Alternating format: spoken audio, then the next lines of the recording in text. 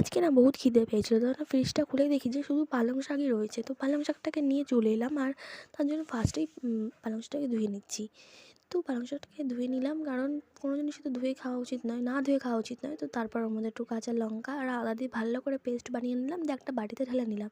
দিয়ে ওর মধ্যে একটুখানি ময়দা দিয়ে দিচ্ছি, আর নুন আর চিনি দিয়ে ভালো করে মিশিয়ে নিচ্ছি ওটাকে।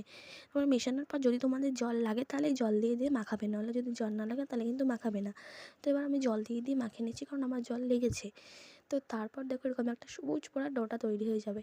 তো তারপর এর মধ্যে তেল দিয়ে কিছুক্ষণ ঢাকা দিয়ে রেখে দেবো, যাতে ময়দাটা যাতে একটু বেশি করে নরম হয়। তো তারপর লেচি কেটে বেলে নিচ্ছি। তো দেখো বেলে নেওয়াও আমার হয়ে গেছে। তো তারপর কড়াইয়ে ছেড়ে দিলাম, ব্যাস এবার ফুলকো ফুলকো একদম পালক পুরি তৈরি হয়ে গেল। তো তোমরাও একবার ট্রাই করে দেখো, যদি ভালো লাগে অবশ্যই একটা লাইক করে দিও।